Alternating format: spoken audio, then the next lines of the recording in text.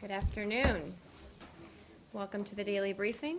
I do not have anything at the top, so I will go ahead and open it up to your questions. Okay, well, let's start, no surprise, Syria. here with Syria. Yeah. Well, actually, not with Syria directly, but with what's going on in Britain. How badly did the British reversal of its original position impact your the administration's plans?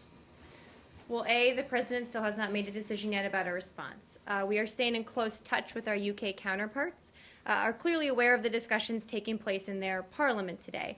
I'd make a few points. First, that consulting with close allies and friends like the UK is an important part of this process as the president weighs his options.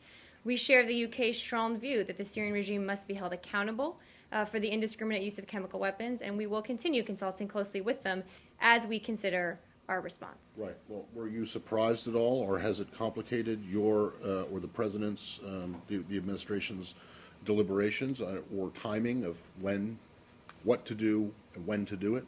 I'm not going to characterize it in that way, Matt. Clearly, the president hasn't made a decision yet. We'll continue consulting with our allies, including the UK. I think I made clear yesterday that we make our own decisions on our own timelines. Right. But that being said, we will remain in close consultation with them. You are perhaps familiar with the phrase perfidious Albion.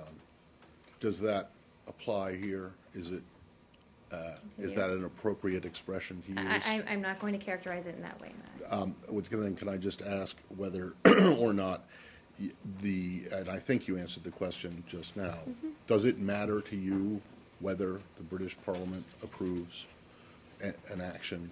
I'm not going to comment on potential British parliamentary action in any way. Obviously, no, I'm just asking whether that is something that makes a difference to this administration. Again, I'm not going to comment on potential parliamentary action in any way. We will continue consulting with our UK allies going forward. But you will act as you see appropriate in America's national security interests, not beholden to any international organization. Well, not beholden to a UN Security Council decision, not beholden to the British Parliament, correct? The President will continue contemplating what decision to take in close consultation with our allies. I'm not going to go any further than that, except to say that we make our own decisions in our own timeline. But clearly, the consultation piece of this is an incredibly important one. Right, but I just want to make sure that you're saying that the administration will act in the best interests of U.S. national security interests, regardless of what anyone else or any other body does or says. I think every action we take we always take in conjunction with our national security interests, yes, and we will continue consulting with our allies about the best way forward. Yes. I believe that there is another meeting of the P5 today. Given what you said yesterday about the Russian position and that you saw no way forward, why have another meeting? Well, I understand that the Russians have called a P5 meeting this afternoon up at the United Nations. I've been talking to our counterparts up in New York about this. I don't want to get ahead of any meeting that hasn't happened yet. Our position is clear and unchanged from yesterday. We've seen 2 years of Russian intransigence on the Syria issue at the UN. But again, I don't want to get ahead of a meeting that hasn't happened yet. Have you discerned any shift in the Russian position since the way you assessed it yesterday? We haven't seen a shift in 2 years. I'm not sure why we would expect one today. But again, I don't want to get ahead of a meeting. They called the meeting. They can speak to their reasons for doing so. And I just don't want to get ahead. Has the Secretary had any can you read out his calls? And in particular, has he talked to Foreign Minister Lavrov? He has not. The calls today so far regarding Syria are to the French Foreign Minister Fabius, Polish Foreign Minister Sikorski, and Qatari Foreign Minister Al-Attiyah. Again, this evening we will send around an update if there are any additional calls to read out. He's made the consistent and clear point in all of these calls that the Assad regime used chemical weapons against their own people and needs to be held accountable. Did you answer, are you going to participate, is Ambassador Power going to participate in this P5 meeting? I don't have all the details on it, but my understanding is yes, that the U.S. will be participating. So you haven't said, no, there's no point and we're not going to go. Again, this I think just came up. I would check with my friends at the UN, but it's my understanding that we will be participating, yes. Let me ask you a question that is Syria related. Does the United States State Department have a definition of what constitutes a war by one country over another? A war? Yes. What I'm- constitutes a war of one country? I over don't have a another? specific definition in front of me, Said. What is the crux of the question The that you're crux asking? of the question is that the president is saying that, whatever action is taken in Syria, which is, obviously alluding to some sort of bombardment, perhaps by cruise missiles. Well, he and so hasn't on. made a decision No, yet, I understand, but so. he says accountability. They want to hold it accountability. I want to ask you, does lobbing of cruise missiles, whether they are 10 or 90 or 100, does that constitute an act of war on another country, especially if country B that is being attacked has not provoked any kind of belligerence towards the United States of America? I'm not going to define hypothetical actions that haven't been decided to be taken yet. I will point to a couple points the president made in his interview last night. He talked at length about the national security interest for the United States that are wrapped up in any indiscriminate use of chemical weapons. I think he made that point very clear. And that we need the Assad regime to understand that they're not only breaking international norms by using chemical weapons, but they're creating a situation, and I'm quoting directly here, where U.S. national security interests are threatened. Okay, so Syria, you concur that Syria at the present time presents a imminent threat to the national security of the United States of I America? didn't use that term, Saeed. Okay, but do you feel that Syria should be held accountable because it does compromise the national security of the United States of America? The Syrian regime's use of chemical weapons against their own people presents a situation where, yes, U.S. national security interests are threatened. It's in our interest, in our national security interest, but in the world's security interest to not allow this use of chemical weapons to go unresponded to. Could you explain to us how the use of chemical weapons, whether at this scale that we have seen last Wednesday or before, how does that in any way or directly affect the national security of the United States? Well, I think I talked about this a little bit yesterday. Clearly, we have an interest, a national security interest, in upholding an international norm against the use of chemical weapons. There's a reason that 98% of the world's peoples live in countries that have said these weapons should not be used. Also, we have a national security interest in not allowing the proliferation of these weapons and not allowing them to be used in a region of the world that's already incredibly volatile, that has incredible national security interests, including Syria, which is bordered by some of our allies and friends and closest partners in the world. So clearly those are core U.S. national security interests as well. Okay, and you believe, just indulge me a little longer, you believe that... I'm always happy to, Saeed. Thank you, I appreciate it. You believe that the evidence presented is completely incontrovertible, correct? Let me make a clear point on this. Our intelligence supports two claims. The first, that there were chemical weapons used on August 21st in Syria, and the second, that it's the Assad regime that's responsible for that use. I want to make that point crystal clear. Right. Okay, so, but that evidence is solid. Is that evidence, if the world was a court of law, that evidence would stand, correct? I think I just made clear that our intelligence supports these two facts. I'm not going to go into more on the intelligence assessment. I know you all probably have many questions about it. I'm not going to go into more details about it today. The reason I I'll get asked to you this in is 1 second. because, I'm sorry, the reason I asked this because Mike Rogers yesterday, the chairman of the Intelligence Select Committee in the House, said that the evidence was not compelling, although he is convinced. Could you explain to us what that means? I'm not going to speak for Representative Rogers. Let me make 2 points. The chair and the ranking member of the Senate Select Committees on Intelligence came out today. Saxby Chambliss said, quote, based on the available intelligence, there can be no doubt the Assad regime is responsible for using chemical weapons on the Syrian people. Senator Feinstein said, I have been briefed by the intelligence community on last week's chemical weapons attack in Syria, and I believe the intelligence points to an attack by the Assad government. So these are the chair and ranking members of the Senate Select Committee on Intelligence. And let me just make one more point on congressional outreach, that obviously the views of Congress are important to this process, and we will be continuing to engage with them.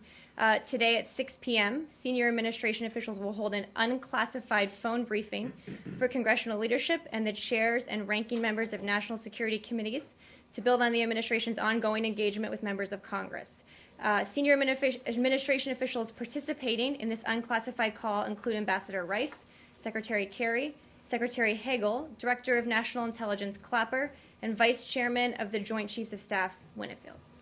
Yes. Points to is not the same as unmistakably establishes.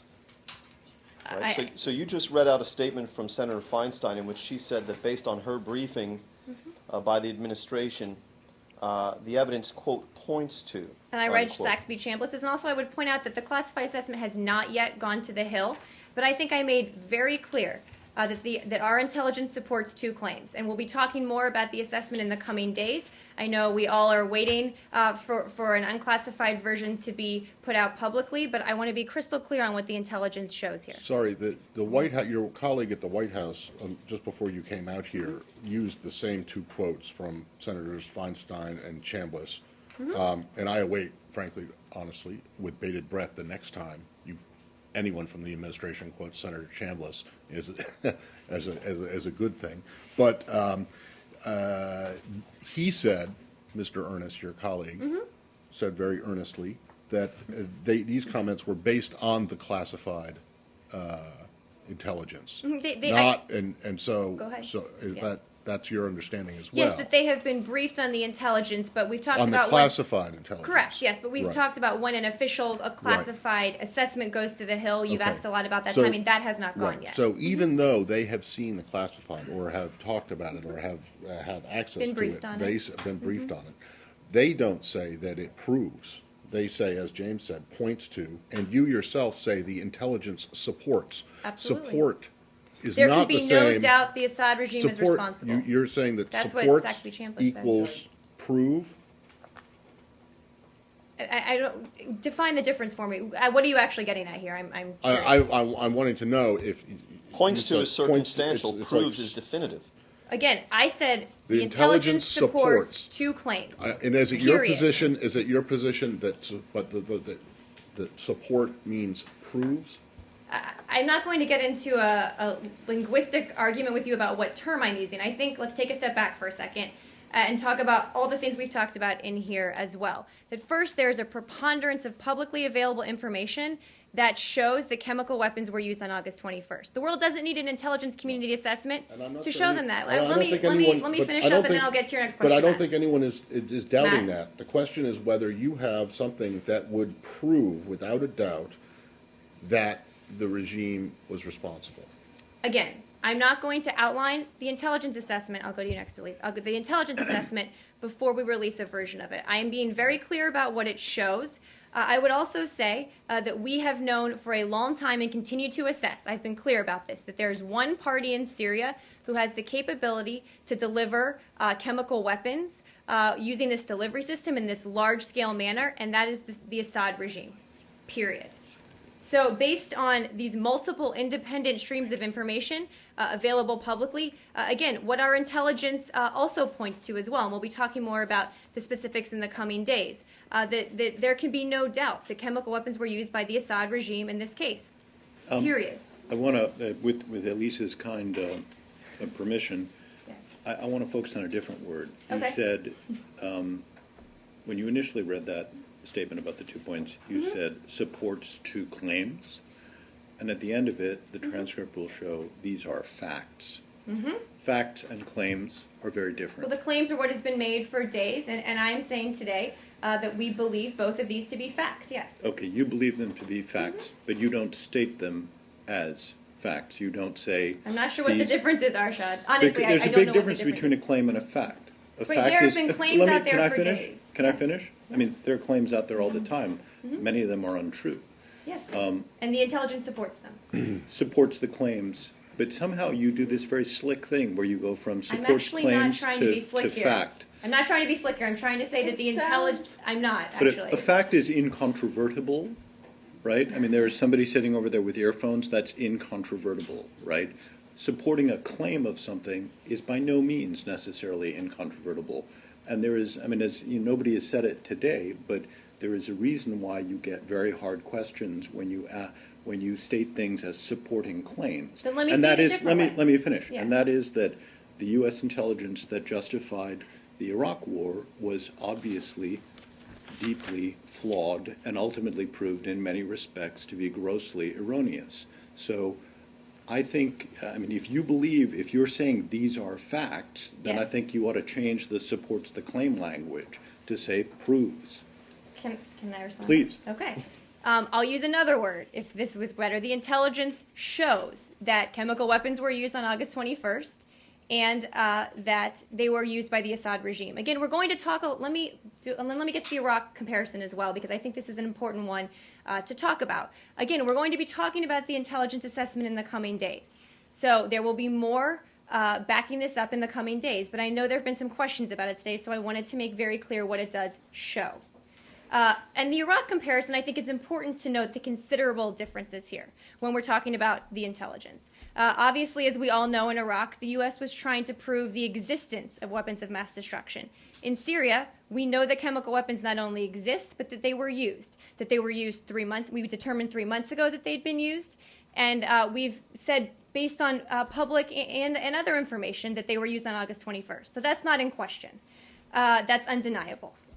No one, again, needs the intelligence community to tell them what is in front of our eyes, that the Syrian regime is the only one with the capabilities to use these kinds of weapons with this delivery system. So Iraq and Syria are in no way analogous. We're not considering analogous responses clearly in any way. So I would really caution people against using both the language that people used in the Iraq intelligence assessment, but also making any kind of intellectual comparisons, because they just don't exist. Can I follow up though? But it seems as if what you're saying is, when you're making the comparison, when you're tying to the fact that only the regime had the chemical weapons, therefore they must have used them, sounds like a circumstantial. And that's not what I'm saying the intelligence shows. I'm saying that when we talk about the public information, we saw that chemical weapons were used, and we know, we've talked for months about the fact that they're the only ones that have these capabilities. What I'm saying is, and I'm not going to detail what's underlying this intelligence, I'm not going to get ahead of a public discussion of an unclassified assessment, but what I'm saying is that the intelligence shows that these two things are in fact the case. And it does, I mean, just to follow up on Arshad's point, the reason that everyone is going on about this, because I understand what you're saying, that, you know, some of the facts in the Iraq war are different and the circumstances might be different. Completely But different. the idea that an administration went out and said, trust us, our case is incontrovertible, we have evidence that will show, in retrospect, they did not have evidence that showed that there were chemical weapons in Iraq. I'm not saying that we're doubting that there's chemical weapons in Syria or that they were used, but when you lay out,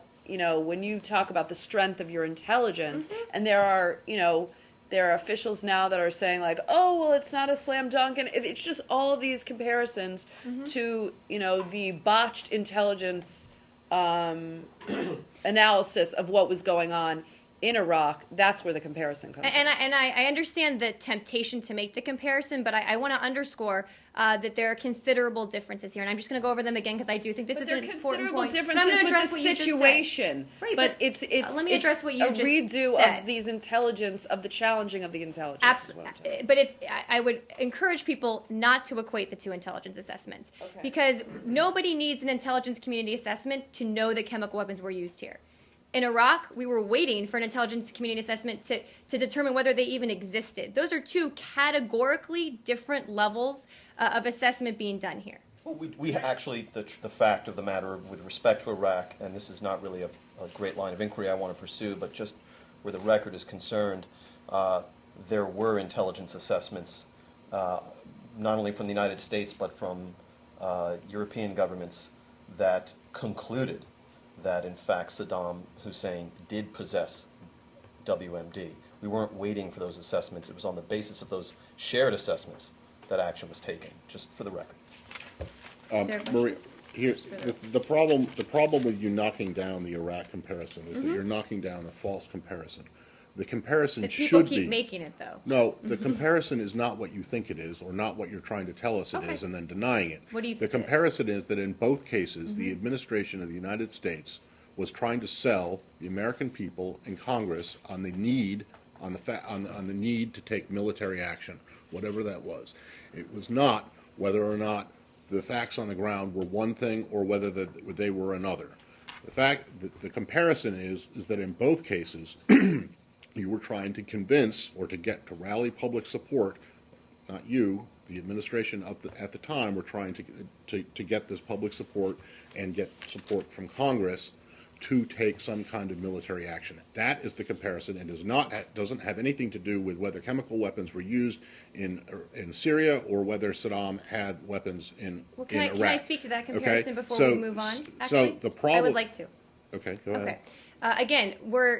Again, I will say the president hasn't made a decision, but what we're talking about here in terms of potential responses are also grossly different in nature. I know, But the facts on the ground actually, the difference in nature both of what the intelligence is looking at, the situation, and the potential responses are of such a grossly different nature, and I do think that that's an important distinction to make. Nobody's talking about boots on the ground in Syria. Nobody's talking about regime change through military options in Syria. Right, and Those are categorically different But things. no one is suggesting that that is the comparison. The comparison, do you acknowledge or not that that what you are doing and what your colleague at the White House is doing is trying to make the case that it is in the United States national security interests to do something?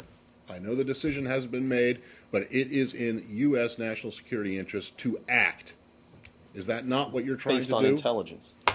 Well, actually, I would say Is that what you're trying to do? we are saying that we believe it is in the U.S. national security interest, indeed the world's interest, that we need to respond to an indiscriminate, mass-scale use of chemical weapons. That is categorically different than the conversation we were having about possible action in Iraq. Period. No.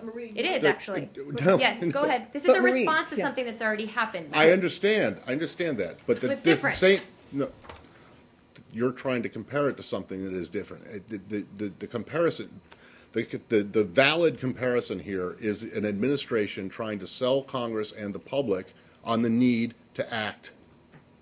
It doesn't have anything to do with anything else. That's it. Based on And that's why intelligence it's assessment. so important, and that's why you're getting the questions about how solid this intelligence is and whether it simply supports a claim or whether it proves a claim. Well, I would make 2 points. First, that what we're talking about is not just an intelligence assessment, but a preponderance of publicly available information. And second, I do not think there are any legitimate comparisons between what we were talking about in Iraq and what we're talking about today. I just don't think there are any valid comparisons. Can you Matt. tell us whether, Yep, in let's fact, move on. the issues associated with the Iraqi intelligence assessment of a decade ago are making the job of U.S. officials harder today? In what way?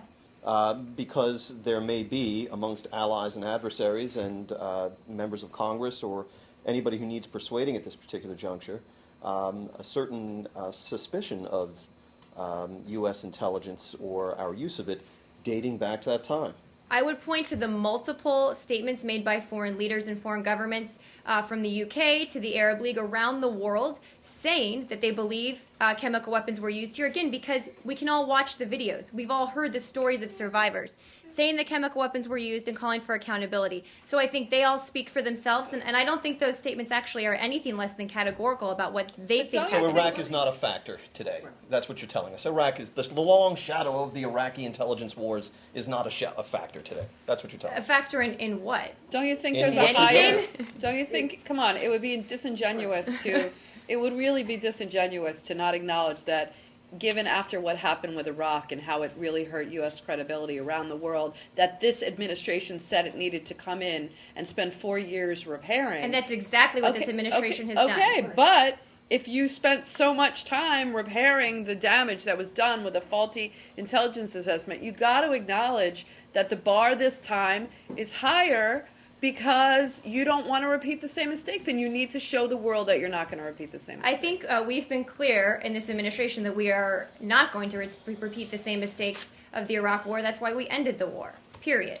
I would There's- also say, there's a difference between ending a war and not repeating the same mistakes with a faulty intelligence assessment. and again, I would make 2 points here. First of all, there are a lot of intelligence assessments done all the time by our intelligence community. So I would caution anyone from comparing this situation to that one. I just would. I would also say that, again, this is a unique situation in some ways, that there is so much, so quickly, publicly available information. I'm not basing clearly everything on that, but that there are, almost 100 videos on YouTube, I heard at last count, showing what was clearly people suffering from chemical weapon symptoms. Do you think that when you say that there's a preponderance of publicly available evidence and you're citing all this, do you think that regardless of your intelligence assessment, which I know you're going to show, do you think this preponderance of public available evidence is case enough to respond? I think that the preponderance of public information is certainly demonstrates to the world that chemical weapons were used here. I think we've all been clear about that. No And one's disputing that they were used. again, and we've said publicly, very publicly, before we talk about an intelligence assessment, that the only one capable of doing this is the Syrian regime. So isn't that a circumstantial case? Not at all. I would Can not say can that I at move all. on to a Would you housekeeping agree on business? the comparison issue? I'm sorry, just 1 second. One more, Would and then you we're gonna agree move on from this, On guys. comparison, on comparison, would you at least agree that they can be compared on, based on the fact that the intelligence then was supplied by an Iraqi opposition that had an interest in toppling the regime, and this intelligence was also supplied by a Syrian opposition that is interested in toppling the Saeed, regime? I don't think you Would have any compare- idea where our intelligence came Okay. from in this matter. I think Okay, you're okay, making a that's lot of fine. assumptions Okay, that aren't let- backed up by facts. that Okay, you let me know. give you a chance to refute something that Representative Rogers also said. When asked point blank, that what is a plausible scenario that the opposition may have gotten its hand on some chemical weapons and used it to drag the U.S.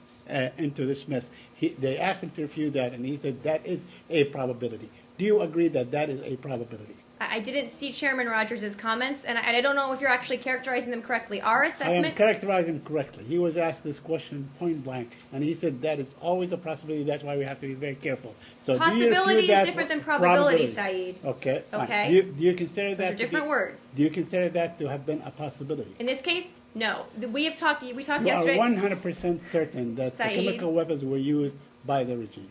We said yesterday that the only people in Syria that are capable of firing multiple rockets using this delivery system at an opposition neighborhood in Damascus is the regime.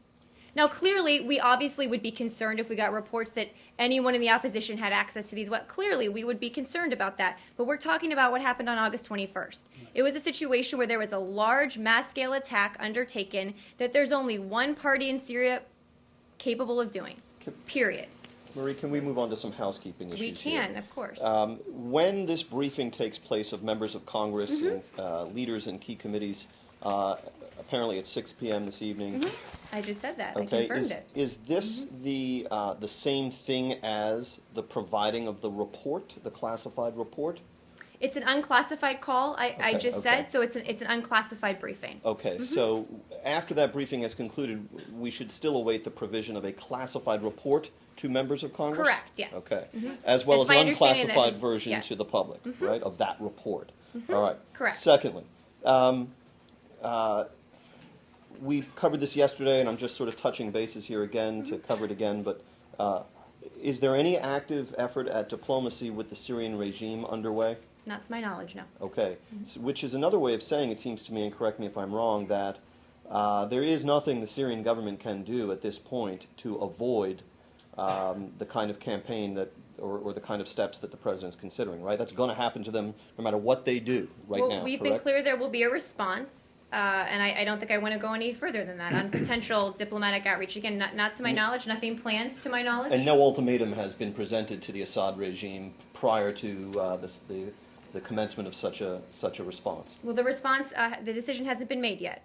But no ultimatum has been presented to the regime, as far as you know. Not to my knowledge, no. The British government today put out a statement setting forth what London sees as the legal justification for Allied action absent UN Security Council authorization.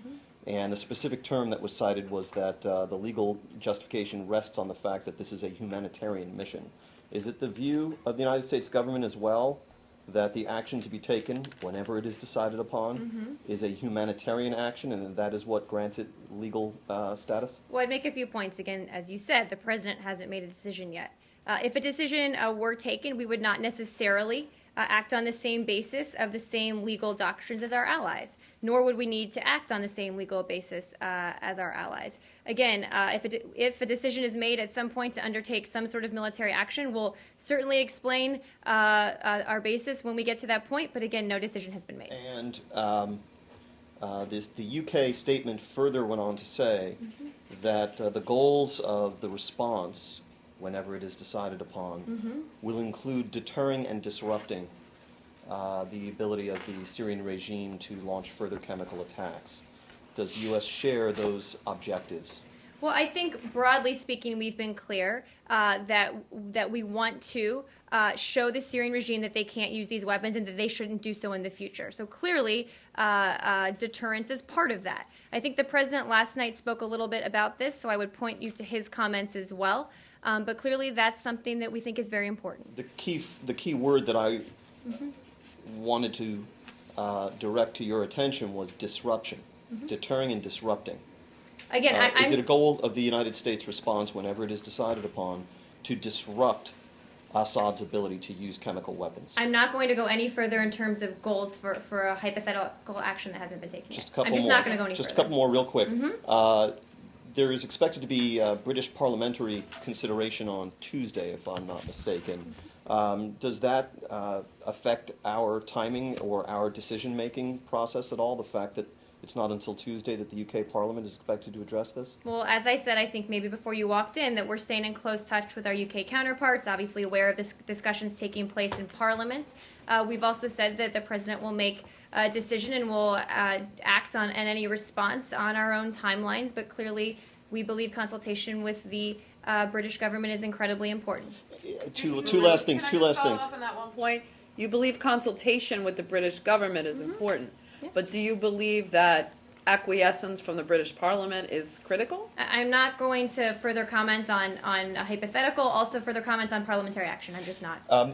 Two But last things. if it hampers the British, who are your major partners, Again, they have an internal political situation that they're going through right now. I'm not going to further parse how that might affect any potential U.S. response. Could you Is just it- clarify what conversations anyone's had with the British? Well, I think we've read a lot of them out. I believe the president spoke with David Cameron a few days ago.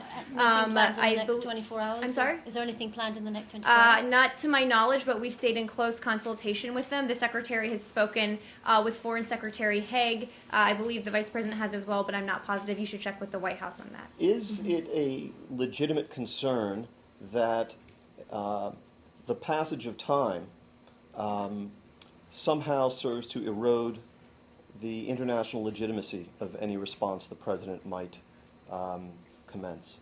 In other words, the longer we wait from August 21, the less legitimacy in the eyes of the world the action might hold. Is that a legitimate concern? Is that something people in this building are talking about? No. Last question.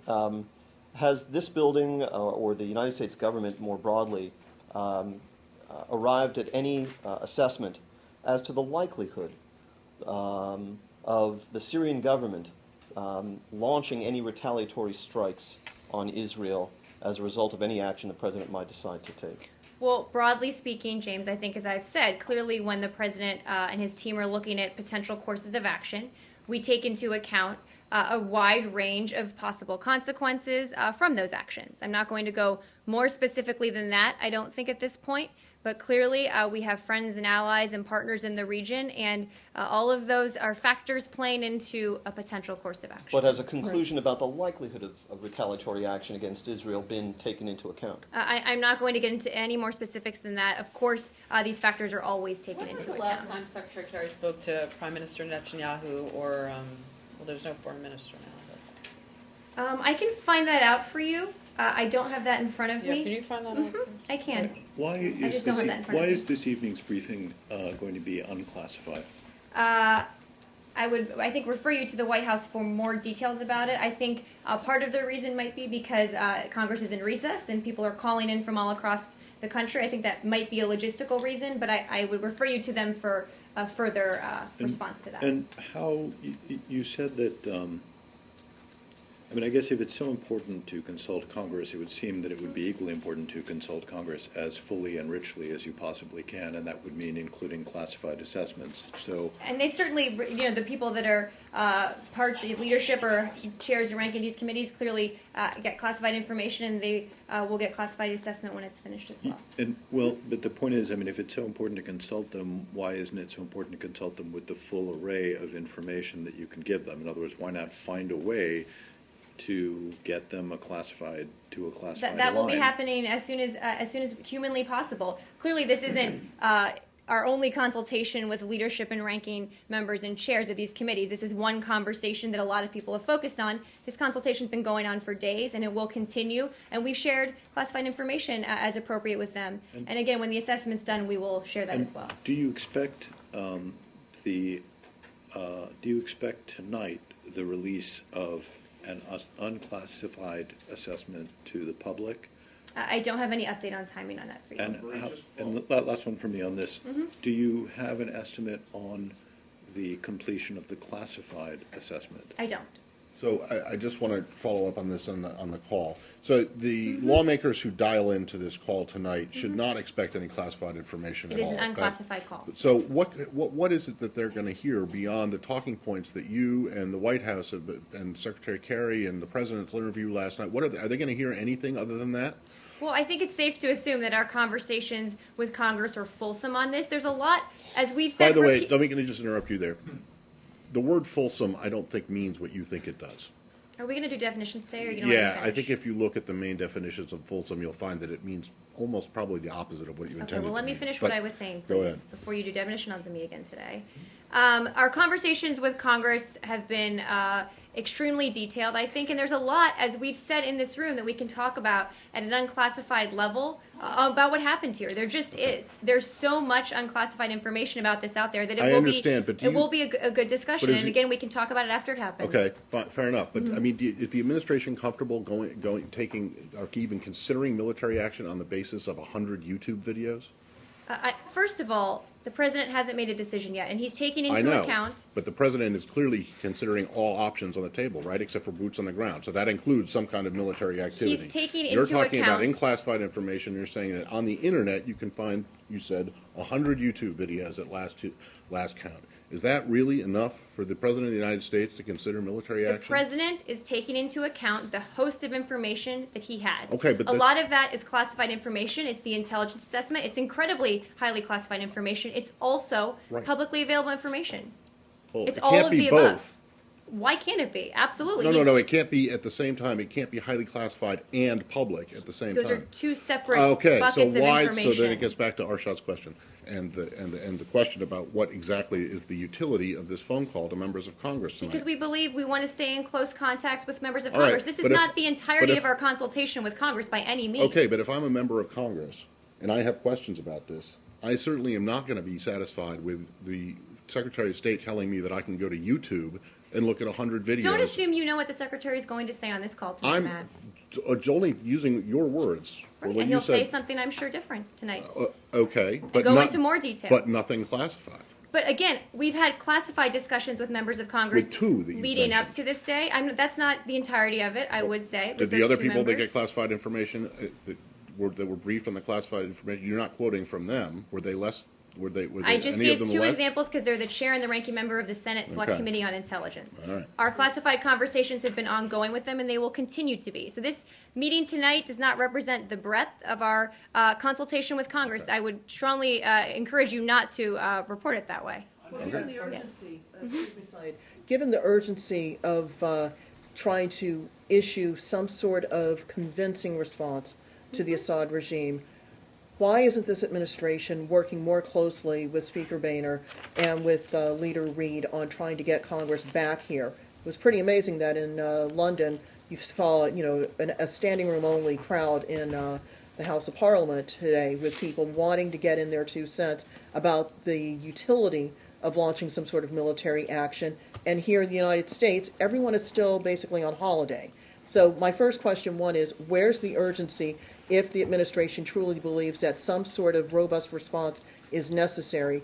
And number two, going back to the point that both James and Elise made, I think, quite convincingly, which is that the standard for convincing the American public as well as the U.S. Congress is extremely high. As it should be. But it's As even it should be. it's much higher than it ever was, since Iraq. Does the Secretary believe that as much of the information should be made available, much of this information which is currently deemed classified, does he believe that as much of it as possible should be put out to the public in order to satisfy the very high levels of skepticism, not just in our political government, but also in our public government, as it were, as this is a representative democracy. Well, let me address both of your questions. The first is that there's been a high level of consistent consultation with Congress, even while they're not in Washington. So I understand the question. The Secretary's been on the phone. Folks from the White House have been as well, as has Secretary Hagel. So don't assume just because Congress isn't in session that there hasn't been a high level of consultation. Well, That will continue. Let me stop you there, Marie, because on a separate issue of dealing with domestic surveillance, many members of Congress complained that it was incredibly difficult, if not outright impossible, for them to be able to make the time to meet at the SCIF, the Secured Classified Information Facility on the Hill, in order to be able to review the information about these surveillance programs. When people are scattered to the four winds, how is it possible that any of them would be able to get the kind of briefing and the kind of understanding that they say they would need in order to possibly sanction any sort of U.S. military action? How is that reasonably possible? Well, first I would say that there's a reason that classified information can only be read in secure places, and it's a very good one. Point A. Point B, clearly some members of Congress have been in appropriate places to get classified briefings or reclassified information. But some does not equate all Well, 435 they all have the members. opportunity to come back to Washington and discuss these in classified settings here. So I would make that point crystal clear. And the second point was, what was your second question? Does the Secretary Sorry. believe that as Oh, much yes, of the thank you. information beyond what is going to be discussed on this phone call tonight, whatever is in that classified report that goes to members of Congress, Mm-hmm.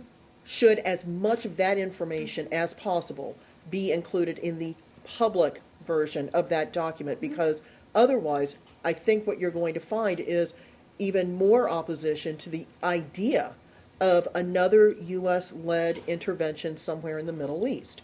The burden is on this administration to prove it. 2 points I would make. Nobody's talking about a large-scale military intervention, which is a word you used, and it's an incorrect word. We're talking about a response, but nobody's talking about an Iraq-style intervention.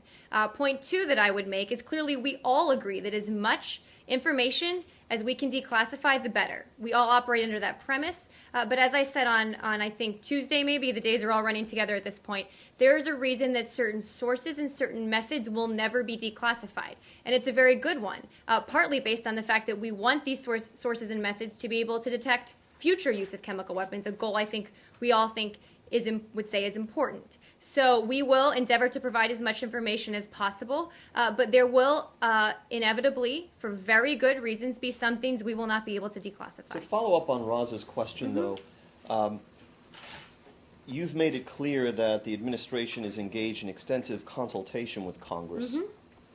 Is the administration seeking the sanction of the Congress? I would underscore that the president hasn't made a decision, and I'm not going to further detail what those consultations have entailed at this point. On Assad, I wanted to ask, your position is still that the goal of whatever operation is not regime change, correct? Correct. We do not believe that we are not seeking regime change through any military option. Okay, Correct. and Assad's person is not a target for these strikes, is he? Again, I think I just made very clear what our Okay, position and I'm is. talking about his person, his well-being, his person, not We are not his considering regime. any military options aimed at regime change. Okay, but if he happens to be somewhere where a cruise missile could fall and that can bring about his demise, that it would be okay. Again, wouldn't it? Saeed, no decision has been made about a response. You're doing a lot of hypotheticals with me Yeah, but here, but we are not pursuing regime change through military options. We believe the only But you option here is a political solution. That has not changed. But when Yeah, you but you say keep regime talking about change, unintended consequences. I mean, there could be one of the unintended consequences of, let's say, a cruise missile that has gone awry is actually could fall on Assad, bring his demise. Would that be a good thing for the U.S.? I'm not going to comment on every hypothetical possible outcome here. Clearly, we believe that it is in the best interest of the Syrian people to get a political solution where Assad is no longer in charge of their country. I have a couple of questions. So first of all, just a quick one. When you say you're not pursuing regime change, do you equate President Assad with the regime, or when you say you're not looking for regime change, you mean the whole current government as it stands? Well, I think it's clear that President Assad is head of the Assad regime, and we are not pursuing regime change through military options. So you're not pursuing the ousting of President Assad? I think that would be one definition of regime change, Okay. yes. But why would you, I mean, I understand that you're not doing that, but why, I mean, there have been some foreign policy experts that say, why are you putting out there, you know, the limitations of this campaign? Is that for, like, the American public and Congress to be assured that, more troops won't die or anything like that? Because it does seem as, from a military kind of strategic point of view, you're almost kind of, letting him know that it's not going to be so bad that he's going to lose power, and that's his main, his survival is his main goal. So what incentive do you have to kind of tell the regime what this is not going to be? Well, I think the president was clear last night in his interview that we can take limited and tailored approaches. I think he used the term "sending a shot across the bow" in response to this situation. I think we believe that we should be upfront about the American people while these discussions are ongoing, about the boundaries of the discussion, about possible responses. Clearly, we're not going to get more specific than that, but we think it is important to say, look, we're not talking about an Iraq-style invasion. We're not talking about a Libya-style open-ended no-fly zone in operation. And I think that's an important point that the president and we all think should be shared with the public as we debate these issues. But is a shot across the bow enough to change his behavior? Or when you say that this is not going to be regime change, whatever, and I know the president hasn't made any decisions, but whatever decisions he makes, are you planning this to be something where, this is going to affect a change in his behavior? Is this just a slap on the wrist, or is this something that's going to have, while not regime change, but an effect on the ground which will hamper his ability to hurt his people again? The president will take appropriate action that's appropriate in response to such a large-scale use of chemical weapons. That's the decision that's being talked about right now. So I'm not going to go any further and characterize it in any of those ways that you have. But we believe the regime needs to be held accountable. Accountability is fine. Real responses Accountability here. is fine, and a response, but do you consider any response having to prevent future atrocities like this? Clearly, I think that's a goal that we think is important here. Yes, absolutely. Marie, you were very explicit yesterday. Atrocities caused by chemical weapons, not Other This atrocities, is a specific correct? response to chemical weapons. So use. non-chemical weapons atrocities are okay. Or- In no way I would ever take that from what I just said, Arshad. We have repeatedly said that the Assad regime is brutalizing its own people through traditional military means, separate and apart from chemical weapons use. So But the purpose of this is narrowly tailored to the chemical purpose of weapons this response is narrowly tailored, to respond to their use of chemical weapons. Marie, you were very explicit yesterday from the podium and forthcoming in telling us that the United States and its allies had sought authorization from the UN Security Council for the decisions the President and our partners are going to take, and that it was Russian obstructionism which prevented us from receiving that authorization from the UN Security Council.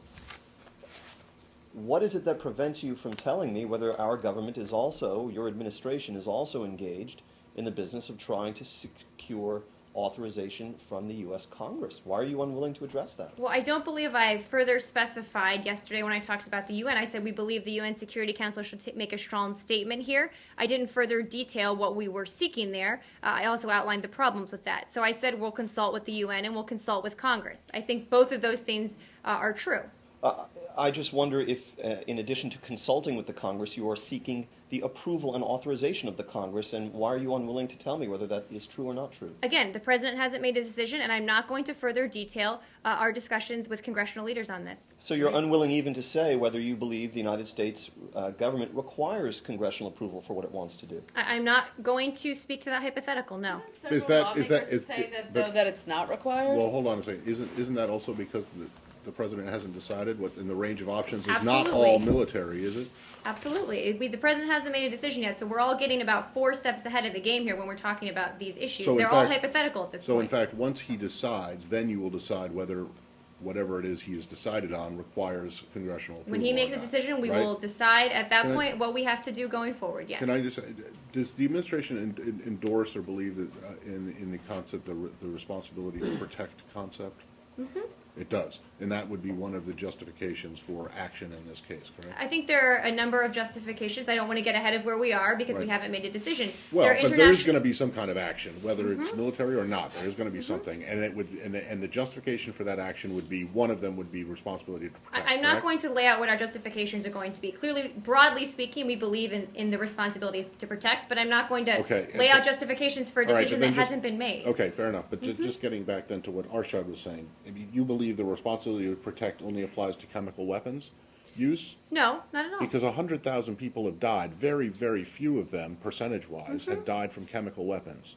And if you believe in the responsibility to protect, then I think you're gonna how do you explain not having done anything to specifically deter the Assad regime from using conventional weapons to slaughter tens of thousands of people? Well, I would strongly disagree with your notion that we've done nothing. No, nothing to deter him. Nothing that you have done, whether or not the goal, whatever the goal has been of it, has deterred him from either continuing to slaughter his own people with conventional weapons or using chemical weapons. Well, I think what we've done is strengthen our support to the opposition so they can better defend themselves on the ground, they can grow in strength, and we can work towards a Geneva-like process, which we believe is the only way to end this conflict in this situation. Okay, I guess what I'm really trying to get at is the responsibility to protect argument, or that concept that you support, you would not only apply that in the use of weapons of mass destruction. Is that No, correct? Okay. no. I mean, look, we believe. That's it. It's not a trick. Well, That's all I know. want to Well, let me say, we believe that killing of civilians,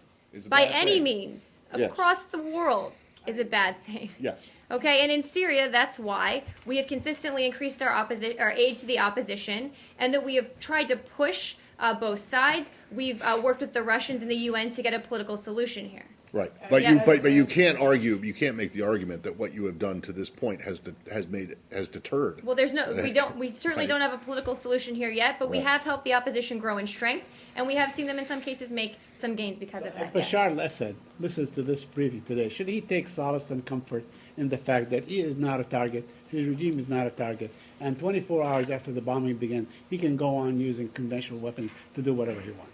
Correct? Saeed, I don't think Bashar al-Assad should take any comfort in anything we're saying. I think he should be crystal clear in knowing that the international community is standing up against Right. what he has done to his own people. The U.S. government is going to respond, and that he and his regime is going to be held accountable for that use. Okay, but you are making it crystal clear that his regime is not a target, he is not a target, I'm not physically or saying that. I'm otherwise. saying that we are not undertaking military action aimed at regime change. Yesterday, the Chinese foreign minister, well, it's about the Chinese view, China's view on the situation in Syria. Yesterday, the Chinese foreign minister Wang Yi, he said it should be ensured that there will be no interference in UN's investigation and no prejudgment for the investigation results. And he also stressed again that the political settlement has always been the only practical way of solution to the Syrian issue. So how would you respond to his comments? And I know you are still making decisions. So when you are making decisions, are you considering the views that supports the political solution? Thank you. Well, I'd make a few points. The first is that the only party in Syria that's prevented the UN from investigating is the regime. So we have called on the regime from day one to allow unfettered access. The opposition from day one has said they will allow the investigation team to areas that they control. So there's only one group in Syria today that has not allowed the UN team to investigate, and that's the regime. But you would concede, though, that they are investigating now. At every step of the way, the Syrian regime has stymied this effort, including multiple days of shelling. Yeah. I understand that they've announced that they will be returning on Saturday, I believe. But yes, it's my understanding that they're still on the ground. But I've repeatedly said that too much time has elapsed Right. for I this to understand be that, a but credible process. they did get out there. They got out there after repeated days of Right. shelling by the regime. But they did. And then get they out were there. actually postponed when they got out there by the regime, by them being attacked, with snipers. But they did get out there, and they have done an inspection. Yes. And it's an inspection that some countries, including the Brits, think is important to hear the results of. But again, their Right. their Right, correct? mandate isn't. Is that correct? That they're out. What you said is just correct, Matt. But again, I would reiterate, their mandate isn't to determine culpability. Right. And there is no Which question is exactly why that chemical weapons were used. Which is here. exactly why you're getting all these questions about what the U.S. or the other people's intelligence things are. If the UN isn't going to, even in the best possible scenario for your for you, if they can't tell you who is responsible for it, Right. that's why people are looking for proof from somewhere else as to who was responsible for it, and that's why you're getting. Just so you understand, no one is debating whether or not they were used or not. It's the question of culpability. It's the question of who is responsible. And if you can only say that the intelligence supports the claim that I the just said Assad regime I did said it, the intelligence shows that the regime Okay. was responsible. right. But And- not, and but shows again is not proved. I would also say that there's not just intelligence, but that there's a lot of Right. public information indicating the regime was Right. responsible. 100 YouTube videos. Do you have confidence in the veracity and the integrity of the inspector's findings on Saturday? In what way? In whatever findings they have? Will you take their findings to be credible and We'll- have we'll integrity certainly and so on? look at Because it. you said that time has elapsed and time has really vitiated whatever integrity the findings may have been. So We will certainly look at their findings. Right. I think that there's a process here once they return. I don't think anyone should assume that there'll be something made public from the UN But- on but you Saturday, don't- although you should check with them on but you that. don't expect these findings to sort of sway the decision one way or another. I'm not going to characterize it that way, Saeed. I think obviously any additional information we get from the UN or elsewhere, we would welcome. But we would also say that we believe the Assad regime has used the UN investigation at times and its response to the UN investigation to stall. They've used it to hide behind, quite frankly. And that's why clearly we welcome their work. We would welcome what results they bring back. Those are both true statements. Yes, let me go to you, and then I'll go to you. Let me go to her first. Yep, go ahead. One of the key points the Chinese foreign minister yesterday he said China is not convinced that Assad regime used chemical weapons. So are you going to share your intelligence with the Chinese and to persuade them to believe your view? Well, we've shared information and intelligence with our allies and partners. I don't have anything specific on what we've shared with China or if we have. But I think we've continued these consultations with foreign leaders to talk them through why we believe the Assad regime is responsible here. You'll go it alone if you have to. You won't wait around for the British, for example. Again, the president hasn't made a decision. We are in close consultation and It's touch not with our... contingent on getting the support of the Brits. for I'm not going to put any sort of contingencies on a decision that hasn't been made yet. I'm just not. Yes, I'll go to you next. Yeah, and then As I asked, you are still making the decisions. So are you considering the views that just only support the political solution? Absolutely not. The president considers a wide range of views when he takes such serious decisions, clearly from his national security team. Also, that's why we've been talking with our P5 counterparts and our allies and partners around the world, and we take a range of views into account when making these decisions. Yes. So, Marie, you said yes. You just said that you would welcome the UN inspection team's findings, but you also said yesterday that that you believe that too much time has elapsed for their findings to be credible, and that you're moving ahead on your own timetable. Is that still Yes, the case? absolutely. Look, they'll get back to New York, and we'll take a look at what they bring back. But we do believe that so much time elapsed with this shelling that we needed to move forward with our own assessment. Clearly, that's why we've done our own intelligence assessment. So I understand that. I understand that you also place, the onus of responsibility for this lapse of credibility squarely on the Assad regime. But I mean, isn't it nonetheless a concern that sort of pushing the UN report off to the side, or the briefing or the inspector's findings, to sort of devalue not only the work of that team but also the work of future such teams Not when they at try all. to find. Oh, You sorry, don't think? go ahead. No, go ahead. No, not at all. And I want to make this point crystal clear here, because we've talked a lot about the UN investigation, and we clearly value the work of the United Nations investigative teams in Syria, elsewhere where they've been on the ground. We've talked about it for months, quite frankly, that we think this is an incredibly valuable tool in determining what happened. In this case, we believe that there's such a preponderance of publicly available information that chemical weapons were in fact used. And again, being that that's their only mandate as part of this investigation, and that the Syrian regime has used them as a stalling tactic, we believe. It's an analysis and weighing things against each other.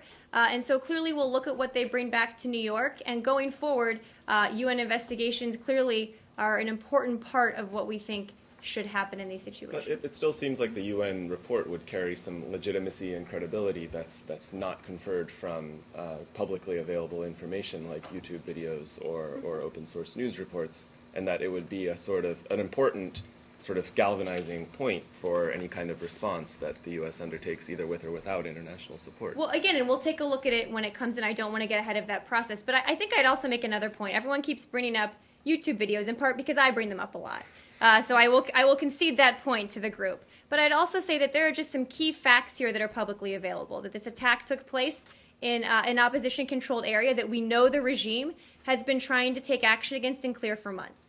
So that's a publicly available fact. That's not a YouTube video. That's a fact. I didn't mean to denigrate No, YouTube I know, videos or your use but of people YouTube have brought videos. this up, so I'm actually going to go through a little bit of the other publicly available information. That we know that the regime has used chemical weapons during this conflict. We made that assessment 3 months ago. We know that the regime maintains custody of their chemical weapons stockpiles. We know that the regime, again, has been unsuccessful in clearing the specific area with conventional weapons prior to this chemical weapons attack. And we have multiple streams of publicly available information from witnesses describing an event consistent with a chemical weapons attack. So it's not just people sitting around watching YouTube videos. Clearly, we've seen them. We've seen the pictures. We've heard the stories.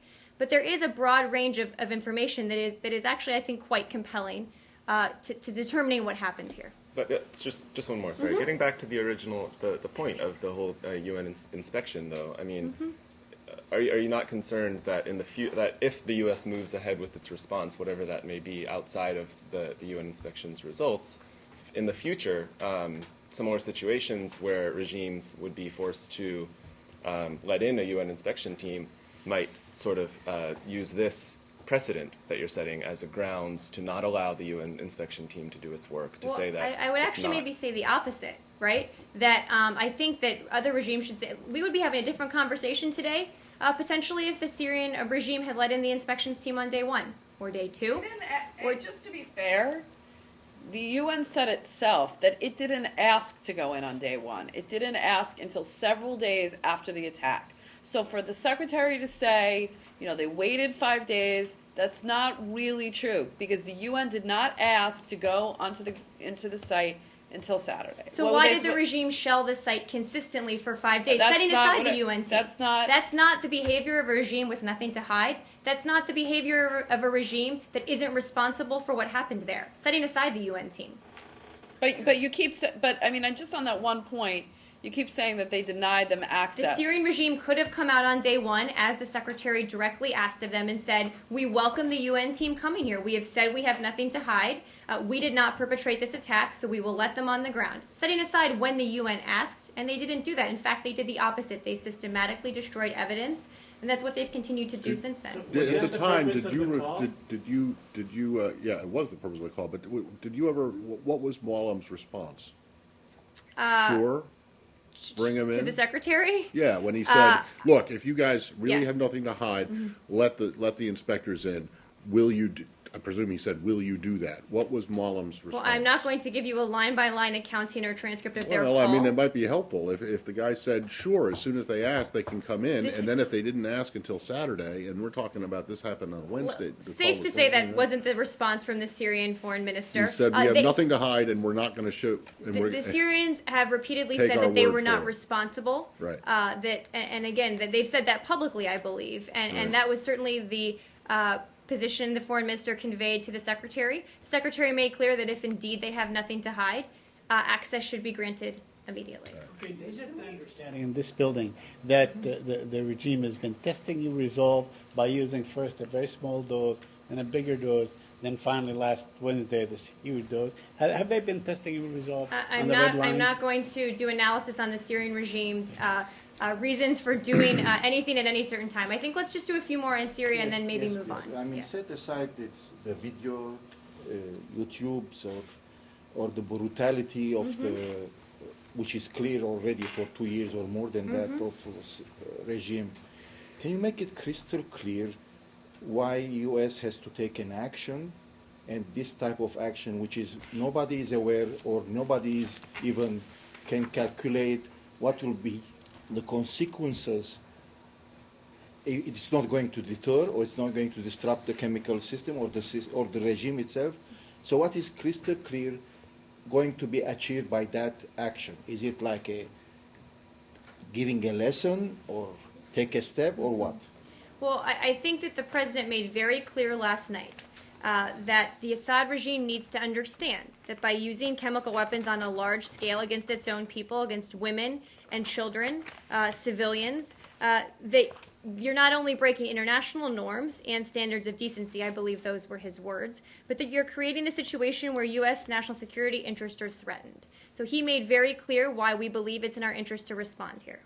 But if it's international norm, I mean, many of people in this part of the world and all over the world, they see that a lot of norms are broken all the time, and if it's everything is going to be taken as like an action, Tomahawk cruise or similar, or I know the decision is not made yet, how you put a channel or somehow language of diplomacy or use this podium to send a message? Well, we respond to every incident, every time civilians are killed or every time there's a tragic incident, of course, with an appropriate response.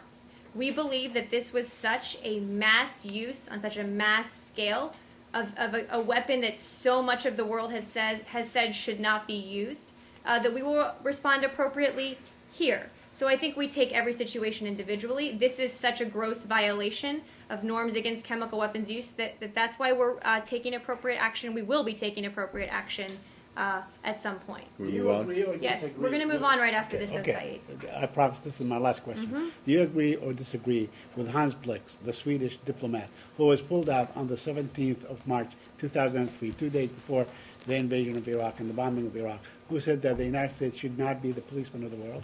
I am not going to entertain any kind, in any way, of comparisons between this situation and anyone that worked on Iraq or anything surrounding it. I'm just not.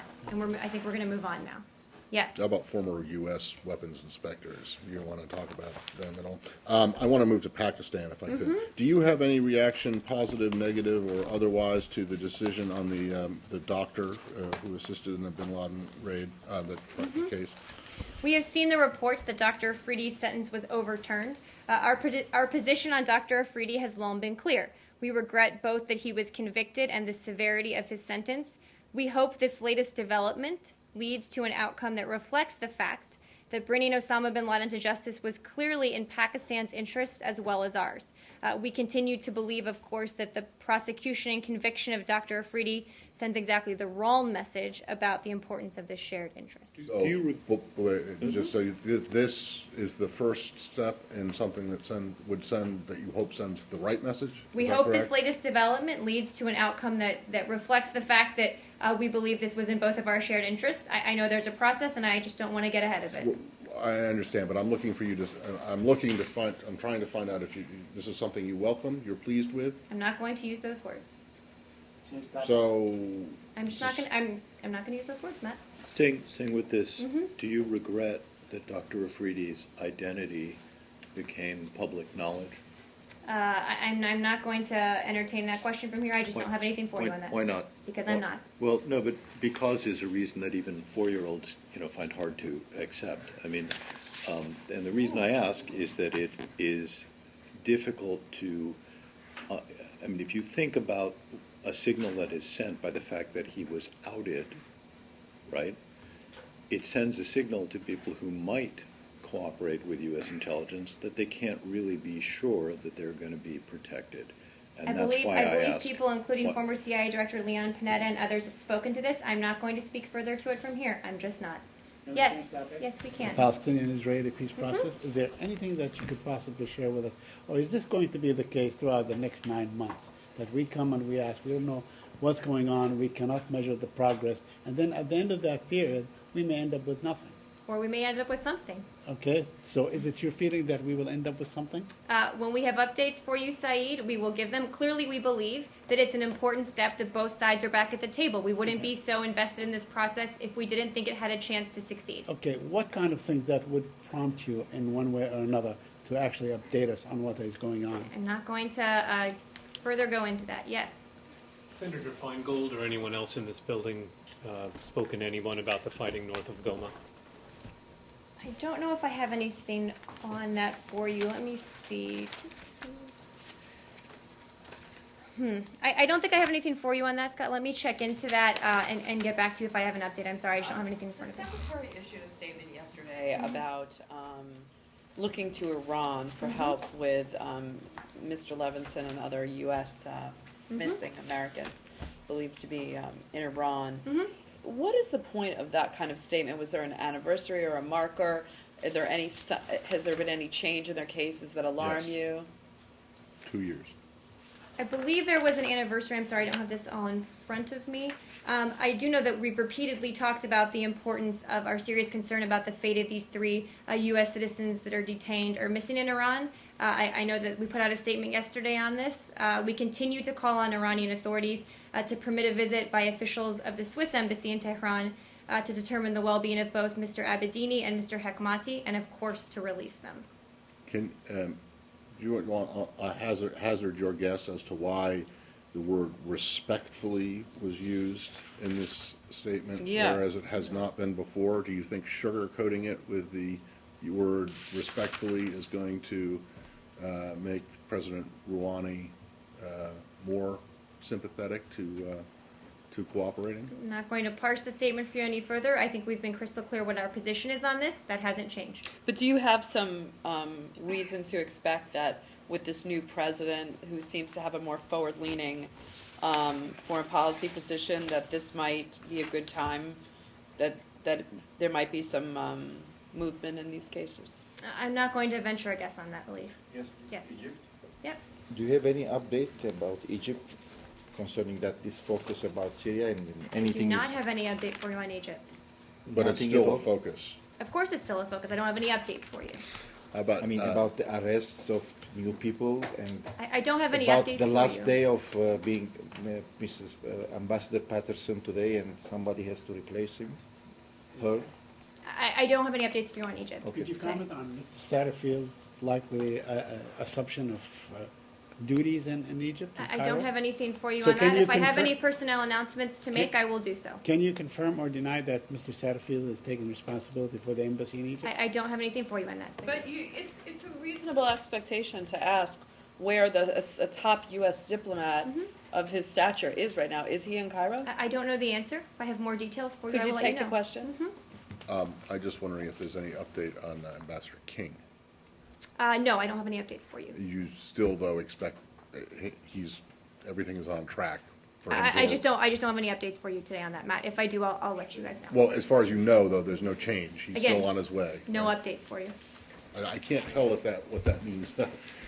Do you know if anything has changed in his travel plans? I just don't have any update for you than when we talked about it yesterday. I honestly don't. Is that it? Thanks.